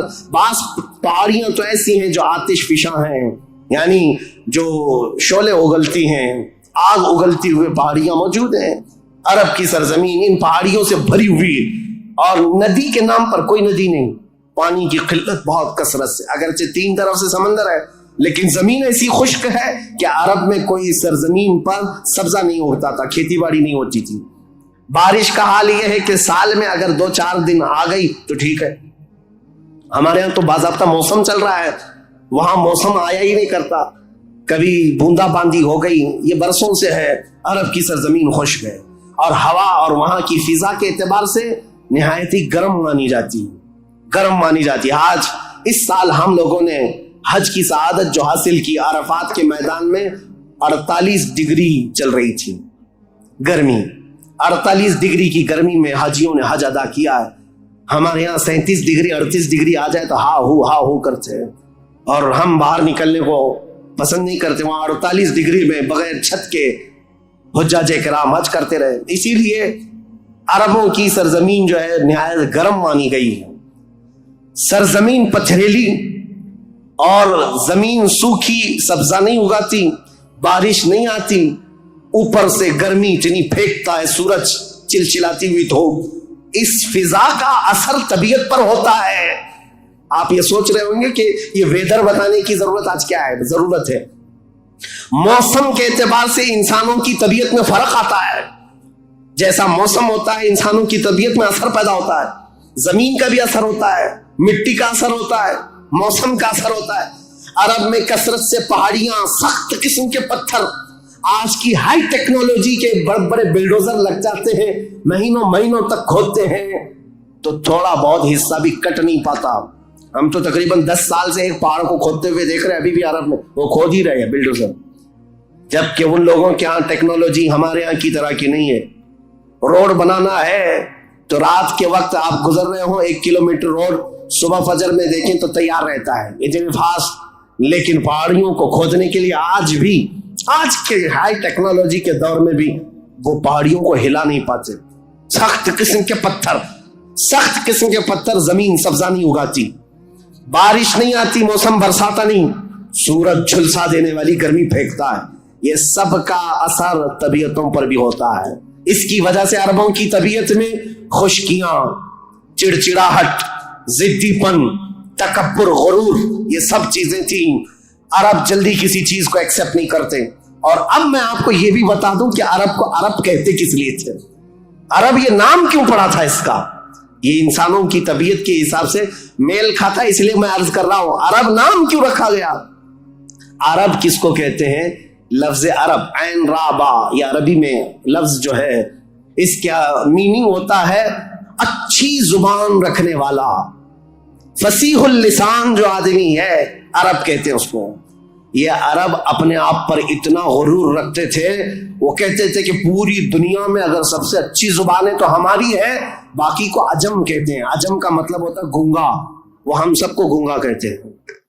سارا عجم ہے, عرب کو چھوڑ کر کے جتنا ہے وہ سب عجم ہے. فارس عجم ہے, ہند عجم ہے, افریقہ عجم ہے, امریکہ عجم ہے. عجم کا مطلب گونگے. عرب لوگ اپنے آپ کو صرف زبان والا کہتے اور باقی پوری دنیا کو گونگا سمجھتے تھے. تو یہ نخوت جو تھی, یہ بڑاپن جو تھا, یہ تکبر جو تھا, وہ وہاں کے موسم کے اعتبار سے پتھریلی زمین کی وجہ سے ان کی طبیعتوں میں گھر کر گیا تھا. جلدی ایکسپٹ نہیں کرتے. ایسے سخت دلوں کے اندر اور ایسے سخت قوم کے اندر اسلام کا نور ظاہر کرنا یہ کوئی عام بات نہیں تھی. اللہ رب العزت کی مصلحت اور اس کی حکمت بالغہ کو دیکھے. اللہ کریم نے اپنے آخری رسول کے لیے جو زمین منتخب فرمائی وہ افریقہ کی سرزمین نہیں تھی, نہ ہی کوئی ہند کی سرزمین, نہ یورپ کی سرزمین, بلکہ عرب کی سرزمین کو منتخب کیا گیا. اس لیے مجھے زمین کا جغرافیہ بتانا ضروری ہے کہ یہ لوکیشن کے اعتبار سے بیچوں بیچ میں آباد ہے, پوری دنیا کا سینٹر کہلاتا ہے. اس لیے کہ یہاں سے روشنی نکلے تو پوری دنیا میں پھیلے. یہاں سے نکلا ہوا ابر ہر زمین پر بارش بن کر کے برسے گا, اور برسا بھی. اللہ کریم نے مکہ مکرمہ کی سرزمین کو منتخب فرمایا. طبیعتیں کیسی تھی, اکڑ مزاج لوگ تھے, ان کے درمیان میرے آقا کو پیدا کیا اللہ نے. اور رسول کریم صلی اللہ تعالی علیہ وسلم جس دن پیدا ہوئے یہ بی بی آمنہ کا گھر تھا, اور رسول کریم صلی اللہ تعالی علیہ وسلم یتیمی کی حالت میں پیدا ہوئے ہیں. باپ نہیں ہے, ماں پرورش کرتی رہی. عربوں کے رواج کے اعتبار سے دادا کی شفقت بہت زیادہ تھی اپنے پوتے پر, کیونکہ بیٹے عبداللہ بہت محبوب نظر تھے, بڑے پیارے تھے. لیکن جب جوانی میں انتقال کر گئے تو حضرت عبد المطلب کو اس کا بڑا صدمہ تھا کہ میرا سب سے محبوب بیٹا عبداللہ مدینے میں انتقال کر گیا. تو اپنی بہو حضرت آمنہ اپنے پوتے حضور اکرم صلی اللہ تعالی علیہ وسلم کی پرورش میں جی جان لگا دیا.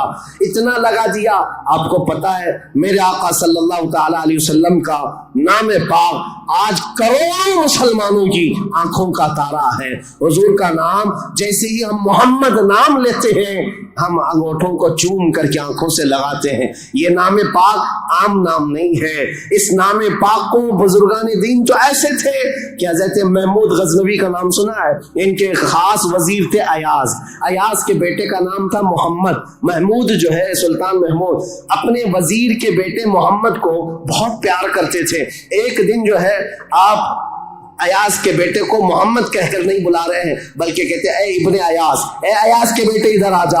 ایاز نے سن لیا، کہا آج سلطان غضبناک ہوں گے، میرے بیٹے کا نام لے کر کے نہیں پکارا، باپ کے نام سے پکارا ہے. بعد میں حاضر ہو کر پوچھا سلطان میرے بیٹے سے کوئی خطا ہوئی، آپ خفا تو نہیں ہے؟ اس کے نام سے نہ پکارتے ہوئے اس کو ابن ایاز کہہ کر پکارا.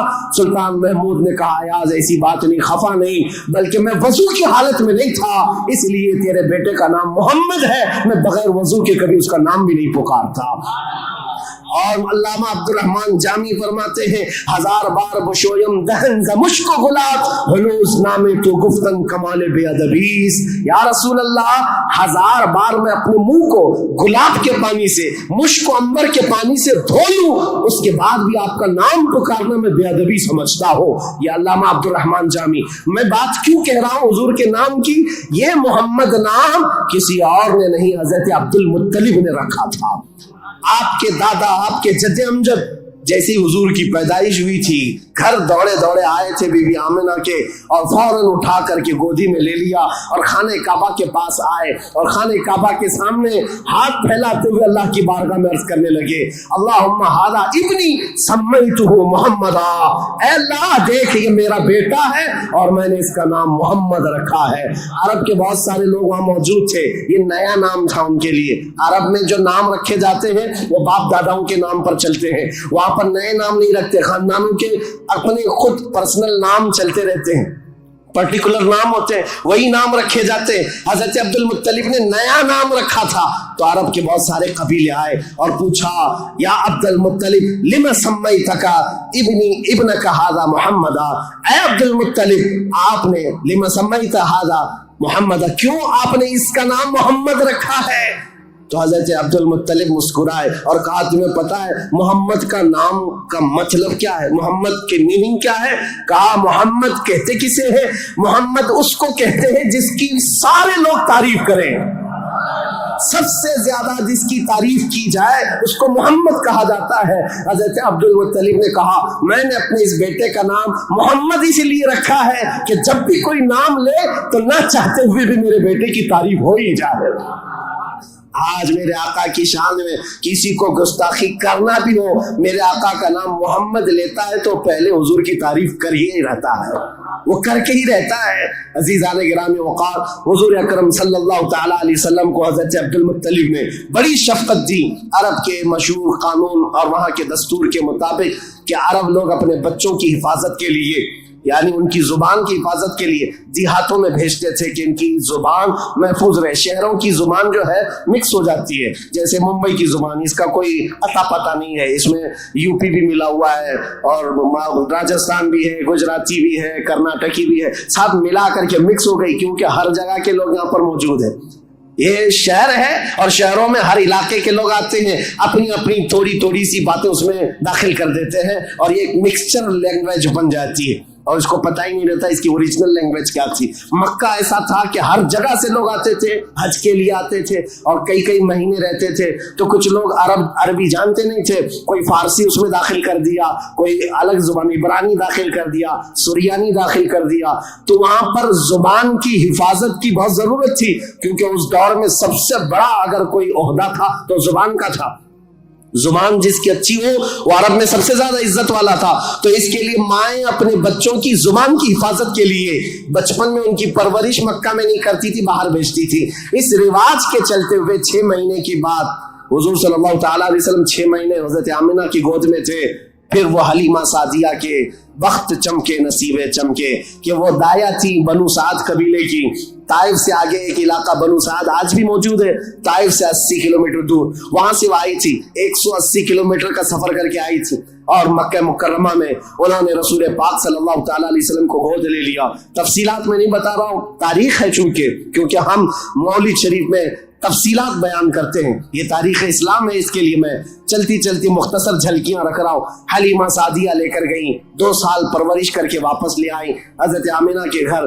حضرت آمنہ اپنے نور نظر کو لے کر ساتھ رہتی. جب حضور کی عمر 6 سال کی ہوئی تھی تو 6 سال کی عمر میں حضرت آمنہ مدینہ نکلی, کیونکہ ان کا ننیال بھی تھا اور اپنے شوہر حضرت عبداللہ کی قبر بھی وہاں تھی. انتقال کے بعد سے وہ گئی نہیں تھی, تو اپنے بیٹے کے بڑے ہونے کے بعد حضور صلی اللہ تعالی علیہ وسلم کو لے کر کے وہ مدینے گئی, ننیال گئی, اور اس کے بعد یعنی حضور کے ننیال اور پھر واپسی میں حضرت عبداللہ کی قبر سے ہوتے ہوئے آ رہی تھی. وہاں کی بیماریاں حضرت آمنہ کو بھی جکڑ لیں. ایسی بیمار ہوئی کہ ابوا ایک جگہ ہے بدر کے قریب, ابوا مدینہ اور مکہ کے بیچ میں. حضرت آمنہ وہ زیادہ دیر آگے چل نہ سکی, وہیں پر آپ کی وفات ہو گئی. حضور پاک صلی اللہ علیہ وسلم کی عمر پاک 6 سال کی ہے. خود رسول محترم صلی اللہ علیہ وسلم نے اپنے ہاتھوں سے اپنی ماں کو دفن کیا.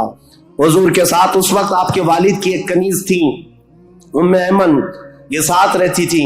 اور بس حضور صلی اللہ تعالی علیہ وسلم واپس مکہ جب آئے, حضرت عبد المطلب کو جیسے پتا چلا کہ حضرت عبداللہ کی بیوی آمنہ بھی انتقال کر گئیں, وہ فرط غم میں, جوش غم میں حضور صلی اللہ تعالی علیہ وسلم کو ایسے قریب کر لیے کہ ایک لمحے کے لیے بھی اپنے آنکھوں سے اوجھل نہیں ہونے دیتے.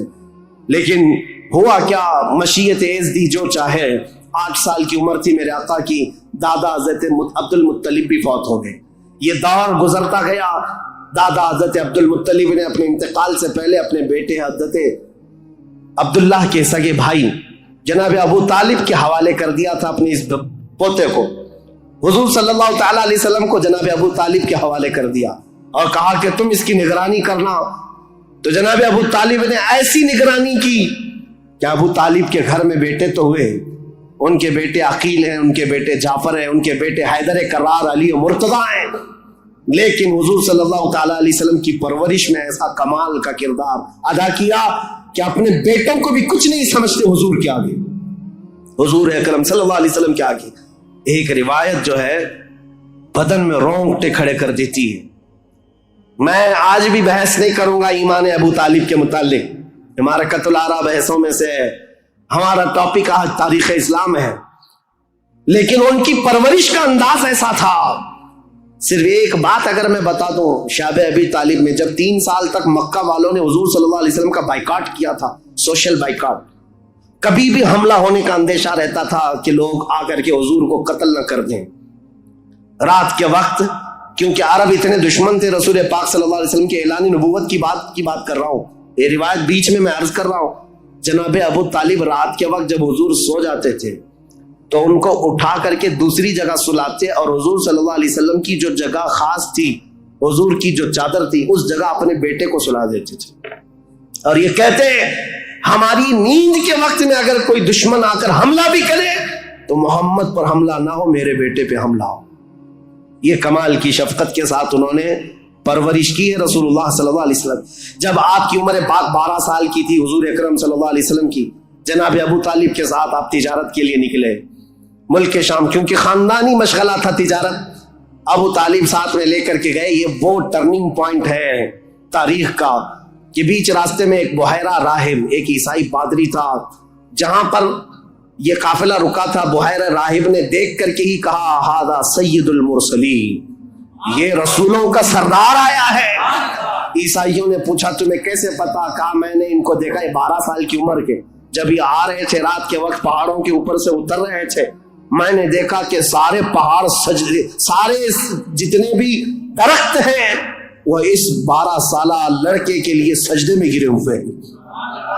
اور میں نے دیکھا کہ دن میں یہ جب چلتے ہیں تو سورج کی روشنی ان پر نہیں پڑتی, بادل کا ایک سایہ ان کے اوپر سایہ بنائے ہوئے چلتا ہے, بادل کا ایک ٹکڑا سایہ بنائے ہوئے چلتا ہے. یہ بحیرہ راہب نے ابو طالب کو بلا کر پوچھا یہ کون ہے؟ کہا میرا بھتیجا ہے. کہا میری ایک بات سن لو, اچھا ہوگا کہ تم ان کو ملک شام مت لے جانا, وہاں یہودی ہیں, وہ ان کے قتل کے در پہ ہو جائیں گے, کیونکہ وہ اس انتظار میں ہیں کہ آخری نبی ان کے خاندان میں پیدا ہوگا. یہ تو تمہارے خاندان کا نصیبہ ہے, اگر تم لے جاؤ گے تو یہودی قتل کر ڈالیں گے, تم یہیں سے ان کو واپس مکہ لے جاؤ. جناب ابو طالب گھبرا گئے, ڈر گئے. کہا کہ میں اپنے اس بھتیجے کو ملک شام نہیں لے جاؤں گا, बीच रास्ते से ही रसूल पाक सल्लल्लाहु ताला अलैहि वसल्लम को लेकर वो मक्का वापस आए। ये वो बशारत थी। 40 साल के बाद हुजूर ने अपनी नबुव्वत का ऐलान फरमाया, लेकिन खबरें तो 12 साल से ही मशहूर हो चुकी थी, खबरें हो चुकी थी। बुहैरा राहिब ने यह कहा। उसके बाद हुजूर पाक सल्लल्लाहु ताला अलैहि वसल्लम तिजारत को अपनाते रहे। जब आपकी उम्र पाक 25 साल की थी तो मक्का मुकर्रमा की एक मुअज़्ज़ज़ खातून, बड़ी मालदार खातून थी, हज़रत खदीजा, जिनके 2 शौहरों का इंतकाल हो चुका था। अब वो किसी से शादी करने के मूड में कभी नहीं थी, लेकिन वो बड़ी मालदार थी। उन्होंने अपना माल तिजारत किसी को दे करके, इन्वेस्ट करवा करके तिजारत करवाती थी। जब उनको पता चला मोहम्मद सल्लल्लाहु अलैहि वसल्लम बड़े अमानतदार हैं, बड़े ही दयानतदार हैं, तो अपना माल उनको दिया और कहा कि तुम तिजारत करो, नफा कमा करके ले आओ। रसूल पाक सल्लल्लाहु अलैहि वसल्लम उनका माल तिजारत लेकर मुल्क शाम गए और इतना नफा हुआ उस माल में। वापस जब आ रहे थे तो हजरत खदीजा का एक गुलाम मैसरा था। हजरत खदीजा ने कहा था, मैसरा तुम हमेशा मोहम्मद पर नजर रखना, देखते रहना ये कैसी कैसी तिजारत करते हैं, कितना नफा करते हैं। इसीलिए नहीं कि खुर्द बुर्द होगा, इसलिए कि मदद के तौर पर। जब ये काफिला वापस मक्का आ रहा था, अब फिर टर्निंग पॉइंट है यहाँ पर। हजरत खदीजा अपने घर के बाला खाने पर बैठ करके अपना नफा शुदा काफिला जो मक्का में दाखिल हो रहा है उसको देखने के लिए बैठी हुई थी। बड़ा घर था, बड़ा महल था। जब वो ऊपर से नजारा कर रही थी, वहीं से देख करके वो गर्विदा हो गई कि इतनी दूर से देख रही थी, काफिला साफ नजर नहीं आ रहा था, लेकिन चेहरे मोहम्मद सबसे ज्यादा चमकता हुआ नजर आ रहा है। हज़रत खदीजा कहती है, मैंने चांद को भी इतना तेजी से चमकते नहीं देखा जिस तरह मुल्क शाम से ये लौटता हुआ काफिला मोहम्मद का चमकता हुआ चेहरा लेकर आ रहा था। हज़रत खदीजा कहती है, अजीब हालत थी, काफिला तो तिजारत करके आ रहा है, लेकिन मैंने देखा उस काफिले के ऊपर जो धूप का वक्त है, उस वक्त आसमान का एक टुकड़ा, बादल का एक टुकड़ा साया बन करके चलता हुआ आ रहा है। जिस तरफ मोहम्मद जा रहे हैं उस तरफ वो टुकड़ा भी चलता जा रहा है। आगे पीछे न जाने कौन सी मखलूक चल रही थी। हजरत खदीजा का दिल यहीं से बेकरार हुआ। मुल्क शाम से तिजारत करके वापस आने के बाद, जबकि हजरत खदीजा की 2 शादियां ऑलरेडी हो चुकी थी, इंतकाल हो चुके उनके शौहरों के, 40 साल की उम्र हो चुकी थी, शादी करने का कोई ख्याल नहीं था, लेकिन हुजूर पाक के चेहरे पाक को देखने के बाद, उनकी खुसूसियात देखने के बाद, नफा लेते ही आपने पैगाम भेज दिया मोहम्मद सल्लल्लाहु ताला अलैहि वसल्लम से। कहा, क्या आप मुझसे निकाह करना चाहें? वो रूए मोहम्मद सल्लल्लाहु ताला अलैहि वसल्लम की गर्विदा खातून, उनका पैगाम पहुंचते ही रसूल पाक सल्लल्लाहु ताला अलैहि वसल्लम ने खुद से कबूल नहीं किया, अपने चाचाओं और फूफियों के दरमियान इस मसले को रखा। जनाब अबू तालिब थे, सारे फूफियां और चचा बैठे, उनके सामने रखा कि हजरत खदीजा के पैगाम निकाह आया हुआ है। सारे लोगों ने कहा, तुम्हें पता है खदीजा पूरे मक्का में ताहिरा के नाम से जानी जाती है, सबसे पाकीज़ा खातून। इज्जत तो ऐसी थी कि अदना सा अदना आदमी भी और ऊंचा से ऊंचा आदमी भी हजरत खदीजा की तरफ चेहरा उठाकर नहीं देखता, उनकी इज्जत बड़ी थी। कहा कि अगर मोहम्मद तुम्हारे लिए उनकी तरफ से पैगाम आया है तो कबूल कर लो। रसूल पाक सल्लल्लाहु ताला अलैहि वसल्लम ने जवाब भेजा कि मुझे बताया गया है कि मक्का में सबसे शरीफ खातून अगर कोई है तो खदीजा का नाम है। मेरे अजीजों, खातून शरीफ क्यों ना होगी? इसलिए कि जिसके पेट से पैदा होने वाली बेटी फातिमतुज़ ज़हरा हो, सैयदा कायनात हो, तो फिर माँ का आलम क्या हो सकता है? अल्लाह करीम ने ये इंतखाब फरमाया था। रसूल करीम सल्लल्लाहु ताला अलैहि वसल्लम ने इस निकाह को दिलो जान से पसंद किया। निकाह की तकरीब हुई। निकाह की तकरीब में जनाब अबू तालिब और हुजूर के सारे चचा और फूफियां भी शरीक हुए। खुतबा निकाह का खुतबा जनाब अबू तालिब ने पढ़ा था। वो खुतबा आज भी मौजूद है जो मेरे आका सल्लल्लाहु ताला अलैहि वसल्लम के पहले निकाह में खुतबा हुआ था। इस खुतबे के बाद, निकाह मुकर्रर होने के बाद, रसूल करीम सल्लल्लाहु ताला अलैहि वसल्लम की ये शरीक हयात, ये रफीक हयात, ये महबूब रब्बुल आलमीन सैयदा खदीजा हुजूर की ऐसी वफाशार खातून बन करके रही कि अल्लाह की कसम आज भी पूरी रोए जमीन पर जो मेरे आका की औलाद सादात के नाम से जानी जाती है, वो कहीं और नहीं, वो खदीजा की पेट से पैदा होने वाली औलाद है। हजरत खदीजा के बतन से मेरे आका की 6 औलाद हुई। 3 بیٹے اور 3 بیٹیاں. رسول کریم صلی اللہ تعالیٰ علیہ وسلم کی 6 اولاد کی ماں حضرت خدیجہ ہے. یہ بڑی الفت و محبت کی زندگی گزری ہے میرے آقا صلی اللہ علیہ وسلم کی. لیکن جب میرے آقا کی عمر پاک 50 سال کی ہوئی اور حضرت خدیجہ کی عمر اس وقت تقریباً آپ اندازہ کر سکتے ہیں 25 سال زیادہ تھی, 75 سال کی خاتون تھی. 75 سال کی خاتون, اللہ اکبر, 75 سال کی خاتون کس کو کہتے ہیں؟ عمر کا وہ پڑاؤ جس میں بوڑھا اپنے اعضاء سے مجبور ہو جاتا ہے اور اس کے پٹھے جواب دے جاتے ہیں, چلنا پھرنا دوبھر ہو جاتا ہے.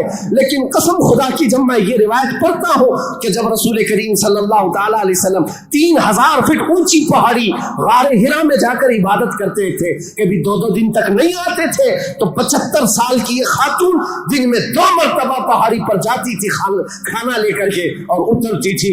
آج میں بتاؤں ہم جیسوں کی جوانی میں 1 مرتبہ پہاڑ پر چڑھ کر کے آ جائیں 8 دن تک پٹھے درد کرتے ہیں, پیر درد کرتے ہیں.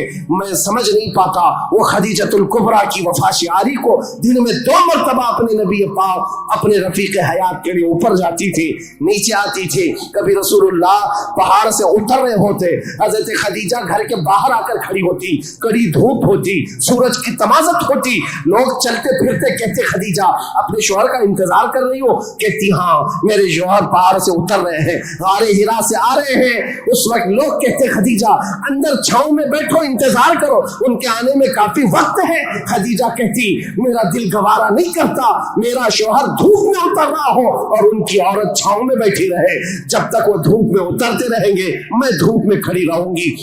یہ وفا شعاری ایسی تھی. آپ کو پتا ہے سب سے پہلی وہی قرآن کی جو غار حرا میں آئی ہے, جبرائیل امین لے کر کے آئے ہیں. اسلام کی تاریخ میں اگر یہ نہ بتائیں تو ابتدا ہی نہ ہوگی, کیونکہ رسول اللہ صلی اللہ تعالیٰ علیہ وسلم جب 40 سال کی عمر میں تھے غار حرا میں جا کر عبادت کرتے, جبرائیل امین آئے قرآن کی آیتیں لے کر اور حضور سے کہا اقرا. حضور نے کہا ما انا بقاری, میں نہیں پڑھوں گا. وہ کہتے تھے پڑھو, حضور کہتے میں نہیں پڑھوں گا. سینے سے سینہ لگا کر دبوچتے تھے.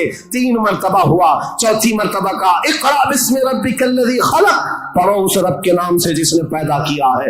رسول محترم صلی اللہ تعالیٰ علیہ وسلم نے پڑھنا شروع کیا اور پھر آیتیں سب سے پہلے جو آئی ہیں اسلام کی ابتدا نور الہی کا ظہور ہے, نور الہی کا نزول ہے, اللہ کا کلام اتر رہا ہے پہاڑ پر, پہاڑ کی چوٹیوں پر, جس کو آج بھی جبل نور کہا جاتا ہے. نور کی پہاڑی جہاں نور اترا, نور کا پہاڑ ہے. اور کس پر اترا؟ جس پر اترا وہ نور علی نور ہے. قرآن کی آیتیں آئی اقرأ بسم ربک الذی خلق خلق الانسان من علق اقرأ وربک الاکرم الذی علم بالقلم علم الانسان ما لم يعلم. یہ 5 آیتیں دے کر جبرائیل امین چلے گئے. رسول پاک صلی اللہ تعالیٰ علیہ وسلم پر جو وحی آئی تھی اس کا اثر ایسا تھا, سخت ٹھنڈیوں کے دن تھے, موٹے موٹے پسینے کے بوند پیشانی سے نکلتے تھے. جب رسول پاک تشریف لائے پہلا واقعہ دیکھا تھا حضور نے, پہلا واقعہ تھا جبرائیل امین اس طرح آیتیں لے کر آئے. یہ آیتیں اترنا آسان بات نہیں, قرآن خود کہتا ہے, میرا مولا فرماتا ہے اگر ہم یہ پہاڑوں پر اتار دیتے پہاڑ ریزہ ریزہ ہو جاتے, ٹکڑے ٹکڑے ہو جاتے, لیکن قلب مصطفیٰ نے اس کا بوجھ اٹھا لیا ہے.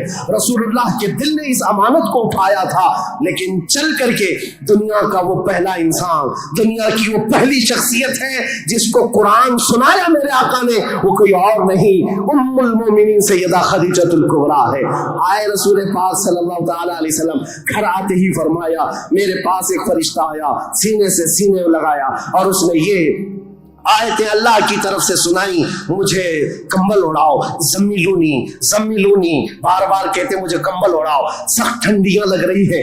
سیدہ خدیجۃ الکبریٰ کی باتیں یاد رکھو, تاریخ میں آج بھی لکھی ہوئی ہے.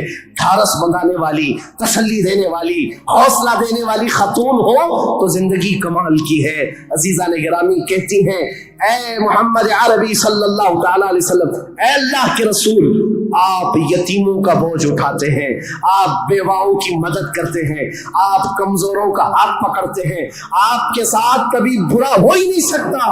یہ جو اترا ہے وہ آپ کی بھلائی کے لیے ہے. ان قریب آپ دیکھیں گے زمین و آسمان کی ساری چیزیں اللہ تعالیٰ آپ کے لیے مسخر فرما دے گا. یہ خدیجۃ الکبریٰ رضی اللہ تعالیٰ عنہا کی حوصلہ افزائیاں تھی. یہاں سے میرے آقا صلی اللہ تعالیٰ علیہ وسلم پھر مکہ تشریف لائے, اور آپ کو پتہ ہے سب سے پہلے مکہ مکرمہ میں اب تاریخ اسلام کی شروعات ہے. تاریخ اسلام کی شروعات ہے. اسلام کی تاریخ سے پہلے میں نے اتنا بیک گراؤنڈ بتا دیا, تاریخ بتا دی, حالات بتا دیے, سیاسی حالات, مذہبی حالات, اخلاقی حالات. اب جو شروعات ہوئی وہ کہاں سے؟ غار حرا سے شروعات ہوئی. اور اس کے بعد سب سے پہلے گھر آئے میرے آقا, اور سب سے پہلا مسلمان جو اسلام میں داخل ہوتا ہے وہ کوئی اور نہیں, ام المومنین خدیجۃ الکبریٰ. گھر والی سب سے پہلے اسلام میں داخل ہوئی ہیں.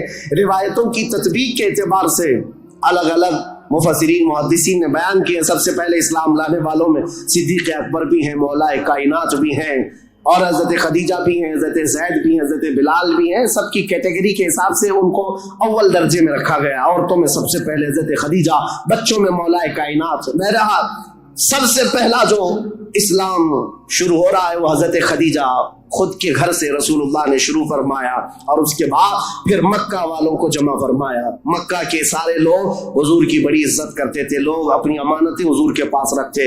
آپ کا لقب تھا امین اور صادق. لوگ آپ کو امین کہہ کر پکارتے یا صادق کہہ کر پکارتے. اپنے مشوروں میں حضور کو دیکھتے تھے تو خوشیوں سے پھولے نہیں سماتے تھے. وہ کہتے کہ اگر محمد کسی مجلس میں بیٹھ جائے تو اللہ کی رحمت ہی رحمت ہے.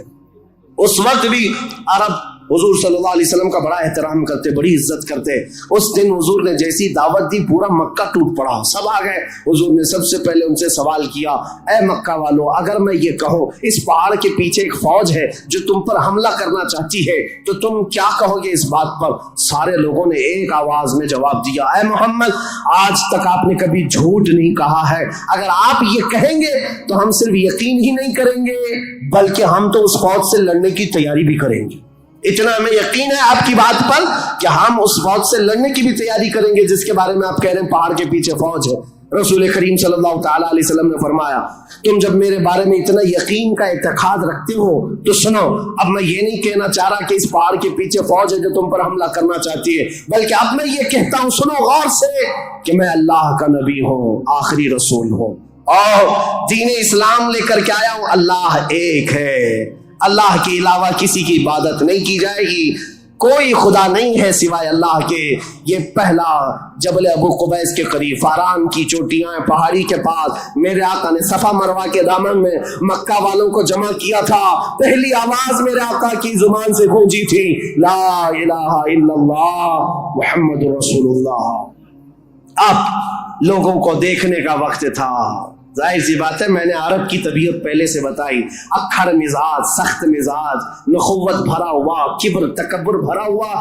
کب وہ ایکسپٹ کرتے, سارے لوگ ایک دوسرے کا منہ دیکھنے لگے. کہا کیا ہم حبل کو جو کعبے کے اوپر بیٹھا ہوا خدا ہے اس کو اتار دیں گے؟ صفا مروہ پر جو ہمارے خدا ہے ان کو چھوڑ دیں گے؟ خانہ کعبہ کے اندر دروازے کے اندر جو خدا ہے ان کو چھوڑ دیں گے؟ چاہے زمزم پر جو خدا بیٹھا ہے اس کو چھوڑ دیں گے؟ سب کی چھ میں گوئیاں شروع ہو گئی, بغلیں جھانکنے لگے. اور اسی اسنا میں غصے میں آ کر آپ کا سگا چچا ابو لہب کھڑا ہوا, کہا تبن لک یا محمد لہذا جمعتا, اے محمد کیا اس لیے تم نے ہم کو جمع کیا؟ برا ہو تمہارا, تمہارے ہاتھ ٹوٹ جائیں. یہ پہلا جملہ تھا جو ناز قلب مصطفیٰ کریم صلی اللہ تعالیٰ علیہ وسلم کے نازنین قلب پر اترا. اس وقت تک کسی نے برا جملہ آپ کے لیے استعمال نہیں کیا تھا. پہلا برا جملہ استعمال کرنے والا ابو لہب تھا. نبی کریم صلی اللہ تعالیٰ علیہ وسلم کے خاطر پر, آپ کے قلب اقدس پر بوجھ گزرا, بار ہوا, تکلیف ہوئی. اللہ تعالیٰ نے پھر آیتیں اتاری, تبت یدا ابی لہب وتب, اے رسول آپ کے نہیں ابو لہب کے ہاتھ ٹوٹ جائیں, اس کا مال اسے کوئی فائدہ نہ دے. اللہ کریم دفاع کرتا رہا, ڈیفنس کرتا رہا. رسول کریم صلی اللہ تعالیٰ علیہ وسلم اس دعوت کو لے کر چل پڑے. پورا مجمع تھا مکہ کا, لیکن کوئی आगे उठकर खड़ा नहीं हुआ कि ऐ मोहम्मद, हम मानते हैं आपको अल्लाह का रसूल, आखिरी रसूल, आप जो दीन लाए उसको मानते हैं, आपका जो खुदा है उसको मानते नहीं। कोई नहीं था। लेकिन बात इतनी है, इस मजमे से अभी मेरे आका हटे नहीं थे। 9 साल का एक बच्चा हुजूर के करीब आया, पतली पतली टांगे थी, आंखों में आशूब था, आंखें रस रही थी, लाल हो चुकी थी। आया और करीब आकर कहा, ऐ मोहम्मद अरबी सल्लल्लाहु अलैहि वसल्लम, मैं आपको अल्लाह का हकीकी रसूल तस्लीम करता हूँ, आपका दीन में एक्सेप्ट करता हूँ, खुदाए वाहिद की मैं इबादत करता हूँ। हुजूर अकरम सल्लल्लाहु अलैहि वसल्लम ने उस 9 साल के बच्चे को सीने से लगाया और दुआ की, मौला इस बच्चे की टांगों में, इसके बाजुओं में तू ताकत अता फरमा और इसको दीन का अजीम सिपाही बना। मेरे आका की ये दुआ थी। 9 साल का वो कमजोर बच्चा जो सबसे पहले हुजूर की दावत पर लब्बैक कहा था, आज पूरी दुनिया शर्क व गर्ब, शुमाल व जुनूब में उसको अगर पुकारती है तो हसदुल्लाहिल गालिब, शेर खुदा हैदर कर्रार के नाम से जानती है। उसकी ताकत को कौन जाने, उसकी ताकत के करीब कौन पहुंचे। ला फता इल्ला अली, ला सैफा इल्ला जुल्फिकार। उस हैदर कर्रार को जो ताकत और कुव्वत थी, जो खैबर शिकन है, फाटक को उखाड़ कर फेंक देने वाला, मरहब के लोहे वाले लिबास पर तलवार की एक जरब लगा दे तो उसके सर से लेकर सीने तक टुकड़े कर देने वाली तलवार रखने वाला, ये ताकत कहीं और से नहीं, ये दुआए मुस्तफा से मिली हुई है। मेरे आका सल्लल्लाहु अलैहि वसल्लम की इस्लाम की तबलीग की शुरुआत यहां से हुई।